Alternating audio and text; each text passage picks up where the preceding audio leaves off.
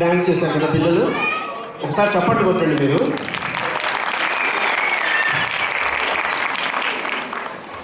గత వారంలో మన వెదర్ ఎంత బ్యాడ్గా ఉందంటే చాలామంది పిల్లలు they fell sick. In spite of that they are giving such good performance. అందుకని మనం అందరం బాగా వాళ్ళని ఎంకరేజ్ చేద్దాం.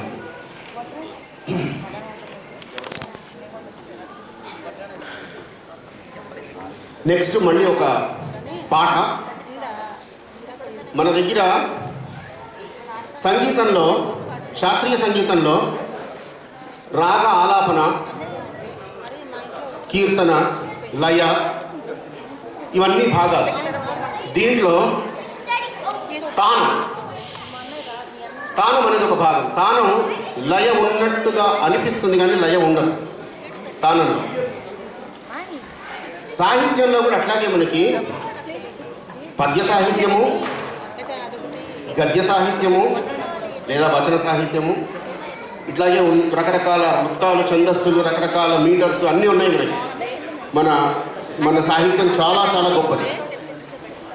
అందులో దండకం ఎటువంటిదంటే సంగీతంలో తానం లాంటిది. ఒక రిథం ఉన్నట్టుగా అనిపిస్తుంది మనకి, నిజానికి రిథం ఉండదు.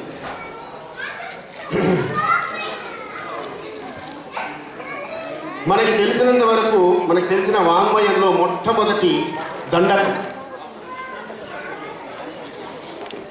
పుంభావ శారదా స్వరూపమైన కాళిదాసు శ్యామలా దేవిని ఉద్దేశించి మాణిక్య వీణాముపలాలయంతి మదాలసాం మంజుల వాగ్విలాసాం అని ప్రారంభం చేసి అవన్నీ ధ్యాన శ్లోకాలు. తర్వాత దండకం మొదలవుతుంది. సుధా సముద్రాంత హృద్యన్ మణిద్వీప సంరూఢ బిల్వాటవీ మధ్య కల్ప ద్రుమాకల్ప కాదంబ కాంతార వాస ప్రియ కృతి వాస ప్రియే సర్వలోక ప్రియే. ఇలాగ ఒక పావు గంట పెడుతుంది. నేను ఇప్పుడు అంతా చదవని భయపడకండి. నెక్స్ట్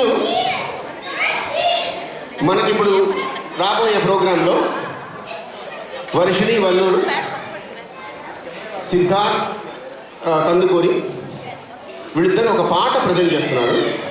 ఆ పాటకు ముందు ఒక చిన్న దండకం చదువుతారు. కాస్త నిశ్శబ్దంగా ఆలకించండి, ఎందుకంటే చిన్నపిల్లలు వాయిసెస్ చిన్నగా ఉంటాయి, గొంతు పెద్దగా వినపడదు. అందుకని మీరు శ్రద్ధగా వింటే మంచి దండకం. తెలుగులో ఒక దండకం ఉంది, కృష్ణుడి మీద దండకం చెప్పి తర్వాత వాళ్ళు ఒక పాట పాడతారు. పాట రాసింది అమరనారాయణ, రాగం శంకరాభరణం, శ్రీకృష్ణాయను నామ మంత్ర రుచి అని భక్తి గీతం. ఆ భక్తి గీతానికి ముందు ఒక దండకం పాడతారు. ఆ దండకం రాసింది మా అమ్మగారు. ఆలకించండి, ఆనందించండి, ఆశీర్వదించండి.